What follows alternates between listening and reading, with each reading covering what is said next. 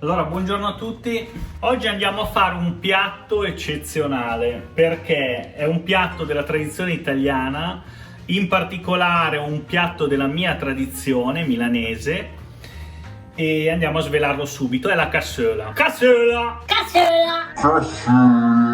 Allora, questo piatto non vi nego che l'avrò mangiato centinaia di volte perché mio padre ad intervalli regolari ce lo andava a fare perché noi impazzivamo per la cassola, e purtroppo non così spesso come volevamo magari. Allora, questa ricetta per di più è una di quelle ricette che fa parte di, per chi non l'avesse ancora scoperto si vada ad ascoltare la presentazione del canale, che fa parte di questo block note segretissimo con le migliori ricette che mio padre cucinava da ragazzo quando lavorava in gastronomia. Quindi andiamo a elencare rapidamente gli ingredienti. Che cosa abbiamo? Delle costine di maiale. In questo caso io l'ho fatte tagliare molto piccole perché comunque ci piace, sono più gustose per noi, però potete metterle un po' più grandi, medie, come volete voi. Poi una bella verza, cipolla, sedano, carote. Allora, solitamente questa cosa si mette nella cassola dipende da dove si fa e chi la fa, chi mette il musetto, chi mette, che ne so, un pezzo di manzo particolare oltre alle costine, via. Mio padre, che quella in assoluto che io preferisco, cosa metteva? Metteva le costine di maiale e metteva o dei pezzi di salsiccia, oppure ancora meglio, io non li ho trovate ma voi li troverete sicuramente, quei salamini freschi, piccolini, i cacciatorini, ok? Non i salamini, attenzione, sono come i salamini piccolini, ma sono proprio quelle tipo salami freschi, di pasta fresca, ok? Sono piccoli così, legati uno insieme all'altro, si prendono e si mettono poi insieme alle costine di maiale. E sono la fine del mondo, non vi dico nient'altro. Ovviamente anche la salsiccia ha il suo perché è molto similare, ok, a quei salamini lì. Alla fine andiamo sempre lì, uno più lungo, più largo, la ciccia è sempre quella. Lei è sempre quella, milanese. Allora, poi che cosa abbiamo? Abbiamo il concentrato di pomodoro, una mezza latta di pomodoro di pelati, sale, noce moscata, un pizzico di origano che andremo a mettere alla fine, olio Evo extravergine di oliva ovviamente, un pentolino di brodo che ci servirà per coprire le nostre costine di maiale, e poi io aggiungo un pezzettino di pancetta affumicata, ma proprio piccolo, lo mettiamo insieme al soffritto per insaporire ulteriormente, ok? Questa è la nostra cassola. Ora, la prima cosa da fare, perché si potrebbe pensare, alla fine uno potrebbe fare la ricetta veloce, cioè butta il soffritto, busta le costine, le fa soffriggere con un po' di vino bianco, poi aggiunge le verze, copre col brodo e fatta. No, il vero segreto che mi ha trasmesso mio padre, qual è per renderla meno grassa? Primo, spurgare l'acqua della verza, apriamo la verza, prendiamo le foglie, ne mettiamo un po' alla volta nel forno, nel nostro forno, a una temperatura bassa. Allora, il mio forno arriva come minimo a 160 gradi, quindi che può anche andare bene, ma se anche un po' più bassa anche meglio. Le mettete nel forno, appena vedete che spurgano un po' l'acqua, quindi che si asciugano un attimino, le prendete, le togliete, le mettete da parte per poi aggiungere la nostra ricetta. Stessa cosa dovremo fare con le costine di maiale. Con le costine di maiale anche lì a 160 gradi circa, le mettiamo sulla griglia e le facciamo spurgare un po' il grasso per circa mezz'oretta, va bene? Vedrete che appoggiandole all'interno del forno ovviamente vedrete sciogliersi il grasso, così almeno sono meno intrise appunto del loro grasso e la cassola diventa meno grassa e più salutare. Allora, basta, ora bando alle ciance e andiamo a fare quello che abbiamo detto. Allora, cosa facciamo? Come vedete io lavo una foglia alla volta, la vado a mettere sulla mia griglia, no?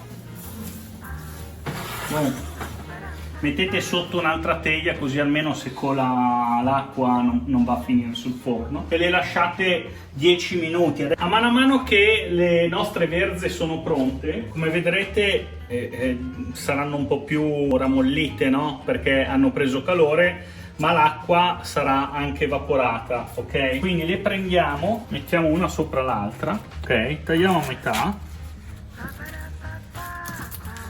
e poi le tagliamo a striscioline, ok? E le mettiamo da parte. Allora, nel frattempo che continuiamo ad asciugare le nostre verze, come vedete ne abbiamo tagliate già un bel po', siamo quasi alla fine. Andiamo a tritare le verdure. Ebbene sì, allora la nostra cipolla, sedano, carote la tagliamo fine, quindi facciamo un bel trito fine. Se potete non usate il frullatore, perché ovviamente andate a sfibrare tutte le verdure, quindi meglio se lo fate a mano con molta pazienza e calma.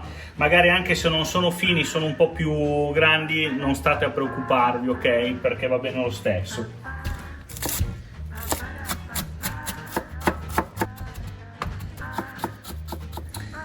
Allora andiamo a posizionare le nostre costine sopra la griglia, con sotto magari un foglio di alluminio o comunque un vassoio, perché coleranno del grasso, e le mettete, come abbiamo detto, nel forno sui 160 gradi e le lasciamo circa 20 minuti, mezz'ora, in modo che colino bene il grasso, va bene?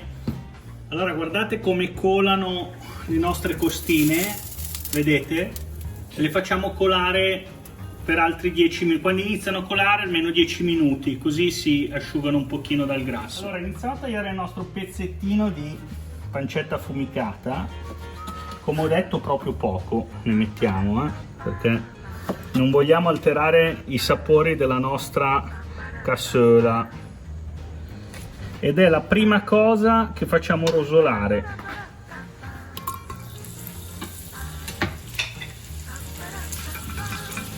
Cosa facciamo? Prendiamo la nostra pancettina, la scoliamo dal grasso. Allora, una volta che abbiamo scolato il nostro grasso della pancetta, mettiamo un filo di olio, buttiamo la nostra pancetta, prendiamo il nostro soffritto e lo buttiamo nella pentola. Facciamo soffriggere bene,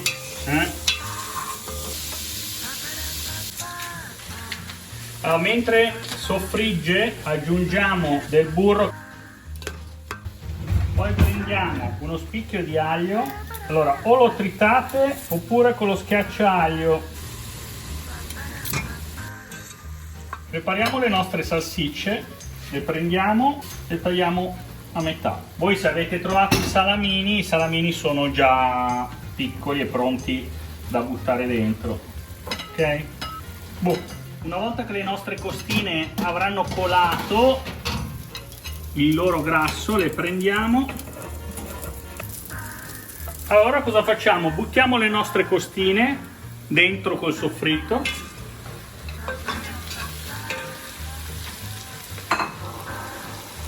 Uniamo le nostre salsicce e facciamo rosolare il tutto. Fuoco medio alto, Allora aggiungiamo un pizzico di sale, non troppo perché lo assaggiamo con la cottura avanzata, ok? Però un pizzico lo mettiamo. Facciamo sfumare il vino bianco, anche qua non troppo.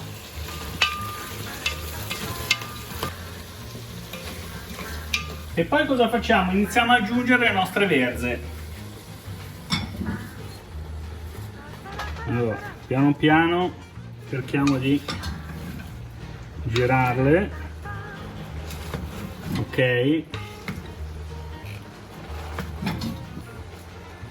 Allora, cosa facciamo? Abbassiamo il fuoco medio basso, prendiamo il coperchio, chiudiamo la nostra pentola e facciamo rammollire le verze in modo che diventino belle morbide e in modo che poi si possano girare meglio. Allora, dopo che abbiamo soffritto un attimino il tutto e girato per ammorbidire le verze, iniziamo a far cosa? Iniziamo ad aggiungere il brodo. Allora, io qua ho aggiunto 1 litro di brodo. Per il momento non ne aggiungo di più perché poi le verze rilasciano acqua e poi cuoceremo a fuoco molto basso, quindi iniziamo a far rammollare le nostre verze.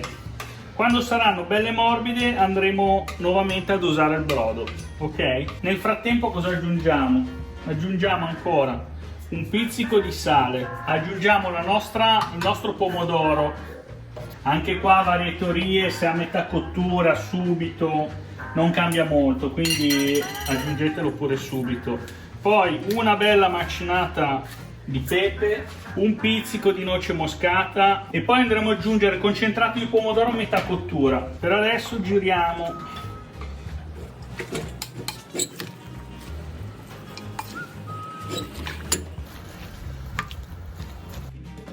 Allora, ora lasciamo sul fuoco medio perché portiamo tutto a ebollizione, facciamo rammollire bene le verze. Una volta che sono belle morbide andiamo a valutare se rimettere al brodo, perché più o meno andremo a ricoprire le verze, perché le faremo cuocere per almeno 1 ora e mezza, 2, per farle diventare belle morbide, in modo che si sgretolino in bocca. Quindi ci vediamo più tardi. Allora, cosa facciamo? Se guardate la consistenza della nostra cassola, si è ammorbidita molto. Allora, siamo già praticamente giusti, però aggiungiamo un filo di brodo per ricoprirla completamente, ok?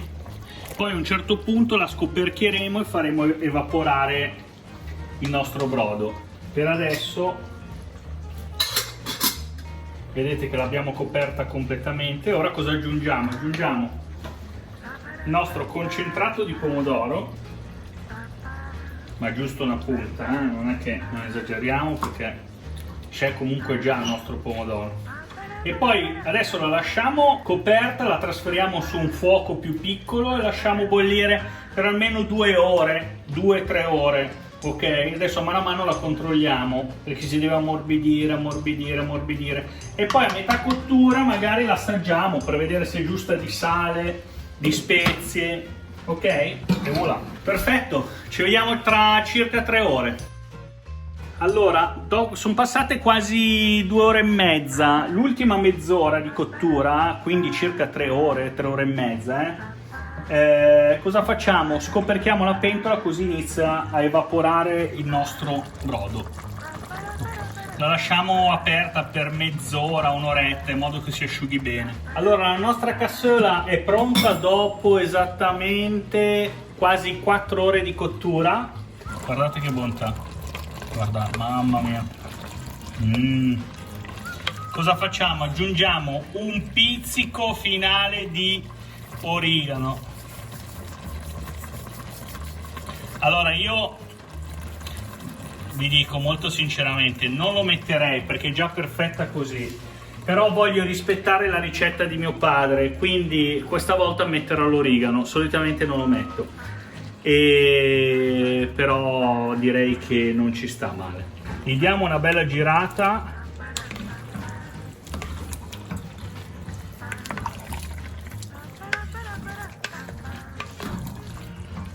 Boom. Mamma mannaggia. Boom, perfetto. Noi ci vediamo con la prossima ricetta, mi raccomando non mancate. Ciao a tutti.